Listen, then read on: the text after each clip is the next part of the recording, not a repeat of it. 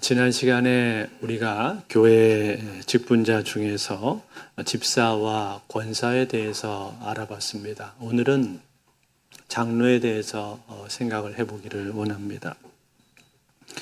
먼저 교회에 장로가 왜 필요합니까? 어떤 분들은 교회에 장로 필요 없다. 장로 있어봤자 맨날 싸우고 다투기만 하고 차라리 그럴 바에는 장로가 없는 것이 낫다. 그렇게 말씀하시는 분도 있습니다. 그렇지만 우리가 교회에서 장로를 세우고 집사를 세우고 또 권사를 세우는 것은 그것은 우리 마음대로 우리가 하고 싶으니까 그렇게 하는 것이 아닙니다. 성경에서 교회의 직분자를 말하고 있기 때문에 그렇게 하는 것입니다. 교회는 크게 유기체로서의 교회가 있고 조직체로서의 교회가 있습니다. 유기체로서의 교회라는 것은 무슨 말입니까? 그것은 우리가 서로 연결이 되어 있다라는 얘기죠. 에베소서 4장 15절 16절에 보면은 이런 말씀이 있습니다. 오직 사랑 안에서 참된 것을 하여 범사에 그에게까지 자랄지라. 그는 머리이고 그리스도라. 그에게서 온 몸이 각 마디를 통하여 도움을 받음으로 연결되고 결합되어 각 지체의 분량대로 역사하여 그 몸을 자라게 하며 사랑 안에서 스스로 세우느니라. 무슨 말입니까? 그리스도를 중심으로 해서 그리스도를 머리로 해서 온 몸이 서로 연결이 되어 있다는 거죠. 즉 그리스도의 몸으로서의 교회, 이것이 바로 유기체입니다. 때문에 우리는 유기체이기 때문에 서로 지체이고 또 서로 연결이 되어 있기 때문에 서로의 아픔에 대해서 공감을 하고 그리고 서로를 돌아보는 것이죠. 그런데 여러분, 교회는 유기체로서만 있는 것이 아니라 조직체로서의 교회도 존재합니다. 이것은 무슨 말이냐면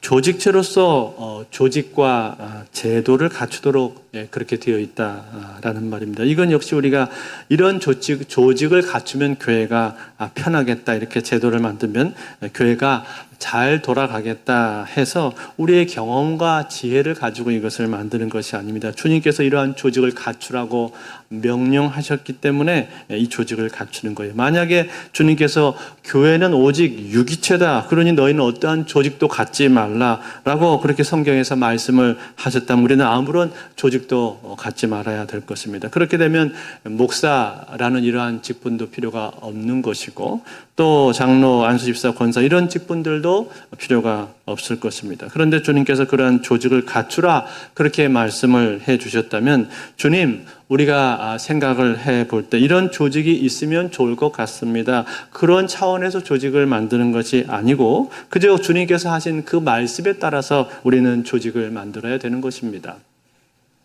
그런데 여러분, 성경에 보면 어떻습니까? 성경에서는 장로에 대해서 말씀을 해주고 있습니다. 사도행전 20장 17절 말씀에 보니까 이렇게 나와 있습니다. 바울이 밀레도에서 사람을 에베소로 보내어 교회 장로들을 청하니 사도 바울이 에베소 교회 장로들을 청했다라고 그렇게 되어 있죠. 즉 이 말은 에베소 교회는 장로들이 세워져 있었다라는 것을 우리에게 보여주고 있습니다. 에베소 교회만 장로가 있었던 것이 아니라 다른 교회들에도 장로가 있었습니다. 갈라디아 교회도 장로가 있었는데 사도행전 14장 23절에 보시면 이렇게 말했습니다. 각 교회에서 장로들을 택하여 금식기도 하며 그들이 믿는 주께 그들을 위탁하고. 이것은 사도 바울이 제1차 전도 여행 때 갈라디아 지역에 있는 루스드라, 이고니온, 또 비시디아, 안디옥 등의 도시들을 다니면서 그곳에 교회를 세웠는데 그 교회 안에 장로들을 세워서 그 장로들로 말미암아서 교회를 견고케 했다라는 것을 말해주고 있어요. 이처럼 성경은 하나님께서 이 교회 안에 교회의 장로들을 세워서 교회를 조직하게 하신 것을 우리에게 보여주고 있습니다. 때문에 장로를 세우는 이것은 우리 마음대로 그냥 필요하니까, 효율적이니까, 혹은 무슨 서열이나 계급을 매기기 위해서 장로를 세우는 것이 절대로 아닙니다. 이것은 하나님께서 장로를 세워서 교회를 조직하라고 말씀을 하셨기 때문에 그 말씀에 근거해서 거기에 순종해서 우리가 장로를 세우는 거예요. 즉 교회를 유기체이면서 동시에 조직체로 하나님께서 부르셨기 때문에 거기에 맞춰서 우리가 장로를 세우는 것입니다. 자, 그렇다면 여러분, 그런 의미에서 우리가 장로를 세워야 되는 것인데, 그렇다면 장로는 어떤 사람입니까? 성경에서 장로의 직책에 대해서 말씀해주고 있는 대표적인 성경이 오늘 우리가 읽은 디모데전서 3장 그리고 디도서 1장 말씀인데, 오늘 우리는 이 두 성경 말씀을 보면서 과연 장로는 어떤 사람인가, 그리고 어떤 사람이 장로가 되어야 하는가 하는 부분들을 함께 생각해 보고 또 은혜와 도전을 받으실 수 있기를 바랍니다. 먼저 오늘 디모데전서 3장에서 장로에 대해서 뭐라고 말을 했는가, 이런 전제를 바닥에다가 깔고 시작을 합니다. 1절에 보시면 이렇게 말했죠. 미쁘다 이 말이여 곧 사람이 감독의 직분을 얻으려 함은 선한 일을 사모하는 것이라 함이로다. 자, 여러분, 여기 보니까 감독의 직분이라고 말을 했는데, 이 감독은 장로랑 같은 말입니다. 장로는 나이나 위엄 그리고 지위의 강조를 두는 말이라면, 감독은 그 기능의 강조를 두는 말이 바로 감독입니다. 이것은 같은 말이고, 성경에 보면 이 두 단어는 서로 교호적으로 교차적으로 사용이 되고 있다는 것을 우리가 알 수가 있습니다. 그렇다면 여러분, 감독이 되기 위해서는 어때야 한다고 말을 하고 있습니까? 제일 처음에 2절에 보니까 감독에 대해서 이렇게 말씀을 해주는데, 우리 한번 같이 읽어볼까요? 2절을 같이 한번 읽습니다. 시작. 그러므로 감독은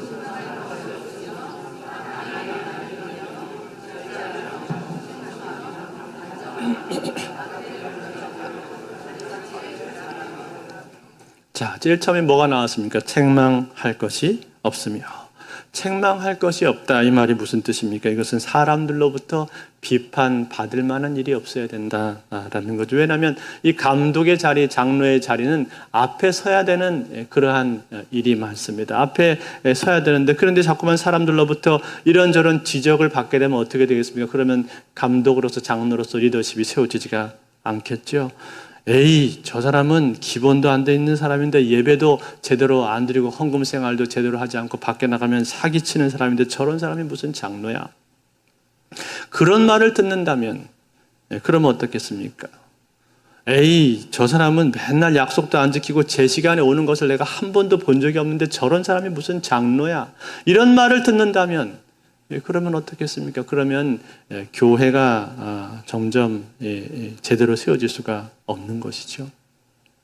사람들로부터 이런 지적과 책망을 받을 만한 일이 없어야 된다라는 것입니다. 자, 이것이 첫 번째입니다. 그 다음에는 뭐라고 말을 했습니까? 한 아내의 남편이 되며. 이것은 여러분, 결혼하지 않으면 장로가 될 수가 없다라는 그런 뜻이 아니라 단 한 명의 아내만을 두어야 된다, 그런 뜻이에요. 즉, 일부 다처제가 허용되지가 않는 것이고 여러 집 살림을 차려서는 안 된다라는 거예요. 그 당시에 에베소 지역에서는 아데미 신전을 중심으로 해서 매음, 매춘, 축첩, 간음, 음란 이런 일들이 많이 성행을 하고 있었기 때문에 여기에 대해서 지금 경고를 하고 있는 겁니다. 오늘날로 말하자면 이것 우리가 어떻게 적용을 할 수가 있겠습니까? 오늘날로 말하자면 성적인 순결함을 잘 지켜야 된다, 이렇게 우리가 말할 수가 있겠죠. 어떤 사람은 이 구절을 가지고 아내와 사별해서 재혼한 사람은 장로가 될 수 없다, 그렇게 말을 하는데 그것은 옳지 않습니다. 성경에서 사별해서 재혼한 사람의 경우에 그 자격을 제한하는 일이 없습니다. 그 다음에 나오고 있는 것은 무엇입니까? 절제하며, 그렇게 말을 했는데, 이 말은 네팔리온이라고 하는 이 헬라 말인데 본래의 뜻은 술 취하지 않은 상태를 말합니다. 즉, 술에 취해서 맑은 정신과 냉정한 판단력을 잃어버린 사람은 절제를 제대로 할 수가 없다는 것이죠. 그렇게 매사에 자기 욕망이나 감정에 사로잡혀서 쾌락을 쫓게 되면 안 된다라는 겁니다. 이것이 지금 절제를 얘기하고 있는 거예요. 그 다음에는 신중하며, 그런데 이것은 자제하는, 차분한 그런 뜻입니다. 분별력을 말해주고 있는 거예요. 즉, 갑작스런 충동으로 인해서 좌지우지하지 않고 매사에 분별력 있게 행동하는 것을 뜻합니다. 그 다음에 단정하며, 그렇게 말해요. 이것은 지난주에도 우리가 살펴봤던 단어죠. 질서 있는, 예의 바른, 또 명예로운 그런 뜻이에요. 즉, 그리스도를 중심으로 해서 삶의 우선순위, 삶의 질서가 바르게 세워져 있는 것을 뜻하고 있는 것입니다. 그 다음에 나그네를 대접하며, 그렇게 말씀을 해줬는데, 그 당시 1세기에는 여행 중인 성도나 혹은 순례객들을 잘 대접을 하는 것이 하나의 미덕이었습니다. 뿐만 아니라 이 말의 원어적인 뜻을 보게 되면은 낯선 사람을 사랑하라 그런 뜻인데, 오늘 우리가 사는 이 시대는 어떻습니까? 이 시대는 낯선 사람을 경계하라, 이것이 오늘날 이 시대가 갖고 있는 미덕이죠. 일반적인 모습이죠. 그렇지만 여러분, 교회 안에서는 어떻다는 거예요?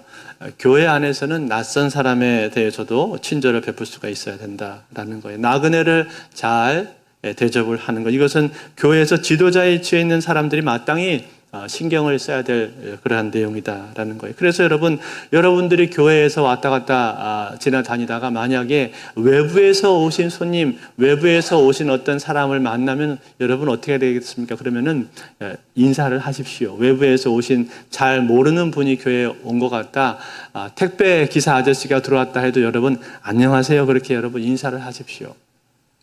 그러면 작은 것이지만 그것을 통해서 주님의 따뜻한 사랑이 그분에게 전달되게 될 것입니다. 그 다음에는 뭐라고 말하고 있어요?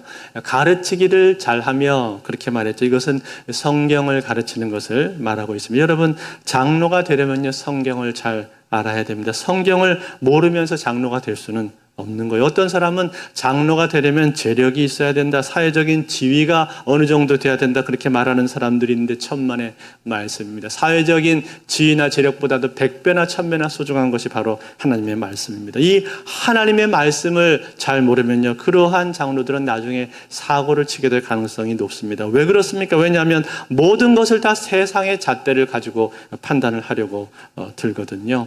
세상 경험에 의지해서 자기 세상 경험에 의지해서 교회도 모두 그렇게 생각을 하고 운영을 하려고 듭니다. 교회의 효율성과 능력 위주로, 성과 위주로 운영을 해야 된다, 그렇게 주장을 한단 말이에요. 그렇지만 여러분, 교회는 세상 조직이 아닙니다.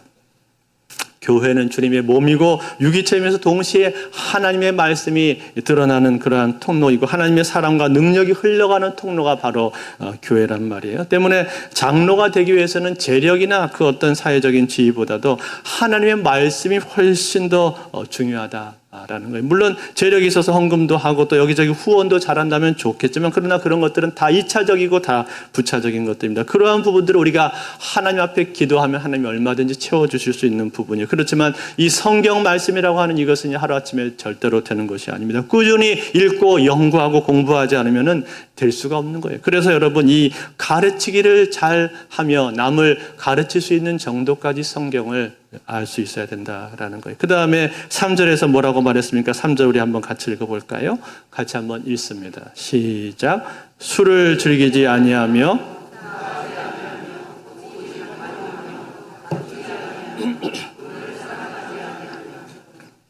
술을 즐기지 아니하며, 이것은 우리가 지난주에 살펴본 내용이기 때문에 자세히 하지 않고 그냥 넘어가겠습니다. 장로는 당연히 술하고는 거리가 멀어야 됩니다. 그 다음에 구타하지 아니하며, 이것은 손으로 다른 사람을 폭력을 행사하는 것, 폭행하는 것을 말합니다. 제가 전에 부목사 생활을 할 때 저하고 같이 부목사 생활을 하셨던 분 중에서 이 주먹 힘이 센 목사님이 한 분이 계셨어요.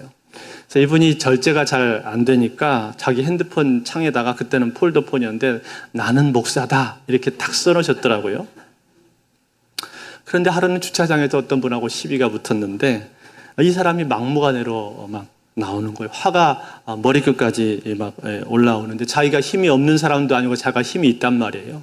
그래가지고 이 사람이 덤비니까 주먹이 여기까지 올라오는데 그 순간에 자기 창에 써놓은 그 말이 딱 떠오르더래요. 나는 목사다. 그래가지고 죄송합니다. 그렇게 하고 얼른 뒤로 돌아서 왔다고 그런 얘기를 하는데 막 웃었습니다. 어쨌든 승리한 거 아닙니까? 주먹 쓰기를 좋아하는 사람 장로 될 수 없습니다. 그런데 여러분, 이것은 꼭 밖에서 뿐만이 아니라 사실은 집안에서도, 가정에서도 역시 마찬가지입니다. 어떤 사람은 밖에서는 점잖은데 집안에만 들어오면은 돌연 야수로 변하는 사람이 있습니다. 그래서 자기보다 힘이 약한 자기 아내라든지 자기 아이들을 향해서 함부로 폭력을 행사하고 손찌검하는 사람인데, 그런 사람은 교회 직분자 될 수 없습니다. 전에 제가 있던 교회에서요, 직분자를 뽑는데 거기는 안수 집사하고 장로를 뽑을 때는 안수집사 장로 후보 올라가가지고 거기에 투표해서 당선이 됐다고 해서 무조건 되지가 않습니다. 꼭 편지를 집으로 보내가지고 자기 배우자한테 확인을 받도록 만들어요. 그래서 배우자가 거기에 사인을 해줘야만 그 사람이 장로가 되거나 안수집사가 될 수가 있는데, 그런데 한 번은 어떤 일이 있었냐면 이분이 안수집사가 당선이 됐는데 편지를 보냈는데 다 찬성했는데 그분이 반대를 한 거예요. 왜 반대합니까? 그랬더니 남편이 때린다는 거예요. 그래서 그분이 안수집사가 한 번 되지 못했던 일이 있었습니다. 참 안타까운 그런 일이 있었단 말이에요. 여러분뿐만 아닙니다. 이것은 실제로 우리가 손으로 누군가를 폭행하지 않는다 할지라도 언어적인 폭력까지도 사실은 여기는 다 포함하고 있는 말이에요. 말로도 얼마든지 우리가 다른 사람을 해하고 죽일 수 있지 않습니까? 그래서 이 구타하지 아니하며 이 부분에 대해서 우리는 진지하게 생각을 해봐야 됩니다. 그 다음에 뭐예요? 오직 관용하며, 이것은 에피에이케라는 단어인데 호의적인, 친절한, 동정심이 많은, 관대한, 다정한 그런 뜻입니다. 그래서 이런 사람은요, 자기가 누구 다른 사람으로부터 비판을 받는다고 할지라도 그 비판에 대해서 쉽게 화내지 않습니다. 잘 참습니다. 뿐만 아니라 지나친 엄격함으로 말미암아 타인에게 두려움을 주지 않습니다. 또 마땅히 내가 받을 수 있는 것이라 할지라도 거기에 대해서 자기의 이익과 권리를 다 챙기지 않는다는 뜻도 들어있습니다. 이것이 바로 관용입니다. 그 다음에는 다투지 아니하면, 여러분 이것은 두말할 필요가 없겠죠. 장로가 싸우면 안 됩니다. 장로가 싸우기 시작하면 그때부터 교회는 어지럽습니다. 성도들은 마음속에 평안이 다 사라져 버립니다. 그것은 어떤 사안이 되었든지 간에 장로는 교회에서 언성을 높여서는 안 되는 것입니다. 온유함으로 부드럽게 말을 할 수가 있어야 돼요. 여러분, 다투지 않을 수 있는 방법을 제가 하나 알려드릴까요? 화가 나려고 할 때요, 화가 치밀어 오를 때가 있잖아요. 그럴 때 속으로 보통 셋을 세라 그렇게 말을 하는데, 저는 셋을 세는 것보다 좀 더 구체적으로 주님의 이름을 3번 부르십시오. 주여, 주여, 주여. 이렇게 여러분 한 3번만 불러보세요. 그러면은 그 3번 주님의 이름을 부르는 그 동안에 화낼 만한 일은, 웬만한 화낼 만한 타이밍은 그냥 지나갑니다. 그 순간만 지나면 여러분 우리가 괜찮잖아요. 그 순간을 못 견뎌가지고 우리가 폭발이 되는 거 아닙니까? 저 역시도 그 순간을 못 참고 폭발할 때가 있거든요. 그런데 이 주여 라고 하는 게 기도기 때문에 사실은 도움이 되더라고요. 내가 3번을 외치는, 속으로 하는 거예요. 겉으로 하는 게 아니고 속으로 3번을 외치는 동안에 웬만한 화는 그 순간을 그냥 지나갈 수 있단 말이에요. 그러면은 우리가 그 순간 사탄에게 넘어지지 않을 수 있는 거죠. 그 다음에 뭐라고 말했습니까? 돈을 사랑하지 아니하며. 이것은 여러분 삶의 목표, 삶의 우선순위가 돈에 있으면 안 된다라는 거예요. 돈보다도 항상 앞에 뭐가 있어야 되는 거예요? 주님이 있어야 되는 거예요. 주님이 있고 하나님의 나라가 맨 앞에 우선순위에 가 있어야 된다라는 겁니다. 하나님의 나라를 위해서 내가 어떻게 사용될 건가, 이것이 자기 삶의 목표가 되어야 된다라는 거예요. 돈을 사랑함이 일만 악의 뿌리라고 성경이 말씀하지 않았습니까? 돈은 우리 삶에 꼭 필요한 것이 맞습니다만, 그러나 우리가 주님 대신에 주님이 계셔야 될 그 자리에 내가 돈을 올려놓아서는 안 된다는 거예요. 주님보다 더 사랑할 수 없다는 거예요. 그 다음에 4절에 뭐라고 말했습니까? 4절 같이 읽겠습니다. 시작. 자기 집을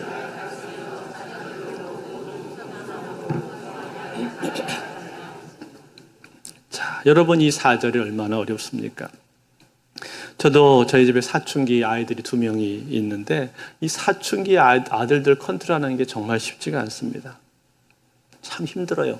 그렇지만 여러분, 자녀들을 신앙으로 잘 양육하는 것, 이것은 장로뿐만 아니라 권사, 안수집사, 집사, 누구든지 직분자를 뽑을 때는요, 항상 이 내용이 항상 거기에는 나옵니다. 왜 그렇습니까? 그만큼 우리의 이 신앙이라고 하는 것은요, 실제적이고 통합적이라는 얘기를 해주고 있는 거예요. 교회에서의 삶 따로, 가정에서의 삶 따로가 아니라는 거예요. 교회에서 삶이 가정하고 연결되어 있고 가정에서의 삶이 교회하고 연결되어 있다는 것을 보여주고 있는 거예요. 여러분, 이중적인 모습을 가지면 그것을 누가 제일 먼저 할까요? 우리 가정에 있는 아이들이 제일 먼저 합니다. 때문에 가정에서 자녀들을 잘 양육을 하는 것, 여러분 이 신앙생활에 있어서 빠질 수가 없이 중요한 부분이 될 수밖에 없다는. 그래서 5절은 이렇게 말해주고 있잖아요. 사람이 자기 집을 다스릴 줄 알지 못하면 어찌 하나님이 교회를 돌보리요.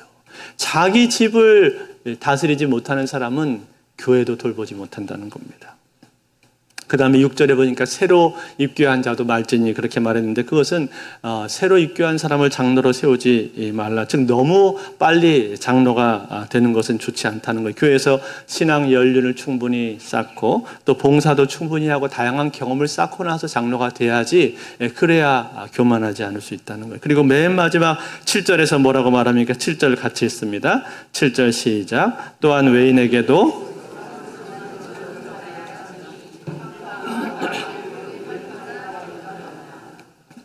자, 여기 외인에게도 선한 증거를 받는다 그랬는데 이 말이 무슨 뜻이에요? 예수 믿지 않는 사람들, 즉 교회 밖의 사람들을 말하는 거죠.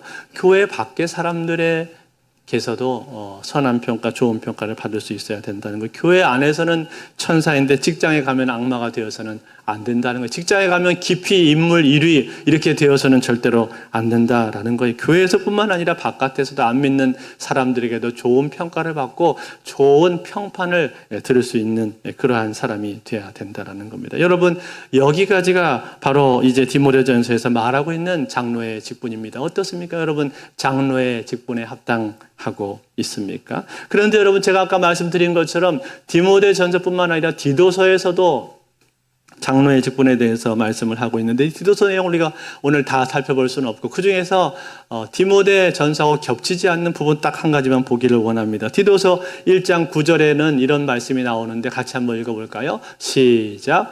미쁜 말씀의 가르침을 그대로 지켜야 하리니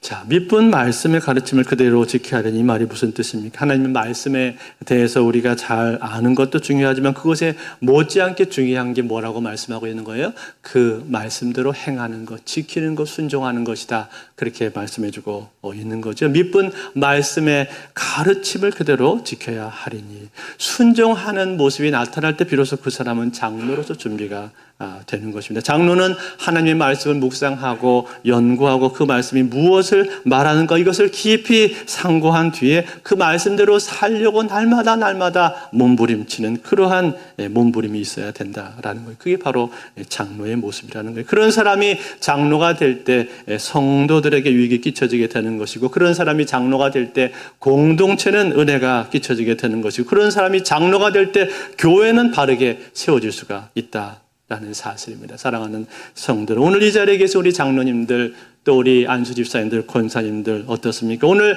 이 장로의 직책을 보면서 우리는 나 스스로 나 자신이 여기 합당한가 한번 점검해 보실 수 있기를 바랍니다.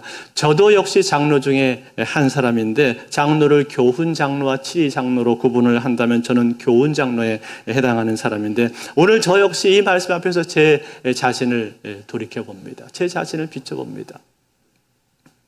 나는 과연 합당한가? 저 역시 참 부족하구나. 너무 부족하구나 하는 생각을 많이 할 수밖에 없습니다. 그렇지만 하나님께서 우리에게 장로의 직분을 맡기시고 세우신다면 거기에 합당한 능력과 은혜와 지혜 역시 우리에게 부어주실 줄로 믿습니다. 동시에 여러분 우리가 내년도에 이래 임직을 하게 될 텐데 그 임직을 통해서 임직 선거를 통해서 우리 공동체 안에 장로들을 세울 때 오늘 이 디모데 전서에서 디도서에서 말씀해 주고 있는 이러한 귀한 장로들을 우리가 세우실 수 있기를 바랍니다. 여러분 이 기준을 보니까 어떻습니까? 생각보다 이 기준이 너무 높지 않습니까? 저는 이걸 보면서 참 장로 기준 높구나 하는 생각을 합니다. 이것은 우리의 힘으로는 정말 감당하기가 어렵습니다. 그러나 우리가 겸손하게 하나님 앞에 엎드리고 그렇기 때문에 더 하나님의 은혜를 구하고 엎드리고 한다면 하나님께서는 그러한 가운데도 우리의 부족 가운데도 하나님께서 합당한 사람을 준비시키시고 세우셔서 우리 공동체를 새롭게 만들어 줄 줄로 믿습니다. 사랑하는 성도 여러분, 다시 한번 제가 말씀을 드리지만 직분은 감투가 아닙니다. 직분은 벼슬이 아닙니다. 아니, 직분은요, 계급도 아닙니다. 직분은 무엇입니까? 직분은 하나님을 섬기기 위한 섬김의 직책일 뿐입니다. 하나님께서 우리에게 봉사하라고 주의를 감당하라고 우리에게 주신 봉사직이 바로 직분이라는 거예요. 그러므로 사랑하는 성도들, 오늘 우리는 기도하는 가운데 직분자들을, 정말 준비된 직분자들을 세우실 수 있기를 바라고, 특별히 내년도에 우리가 장로를 또 선거할 텐데 우리 교회에 장로를 세울 때 이 디모데 전서에 합당한 장로들, 디도서에 합당한 귀한 장로들이 우리 교회 가운데 많이 세워지게 되어서 오늘날 지금도 우리 공동체 안에서 귀한 장로님을 통해서 은혜가 흘러가는 것처럼 그보다 더 귀한 장로님들이 많이 세워져서 우리 교회 공동체가 더욱더 하나님 안에서 건강한 공동체가 되기를, 아름다운 공동체가 되기를, 하나님의 기쁨이 되는 그러한 공동체가 되실 수 있기를 우리 주 예수 그리스도로 축원드립니다.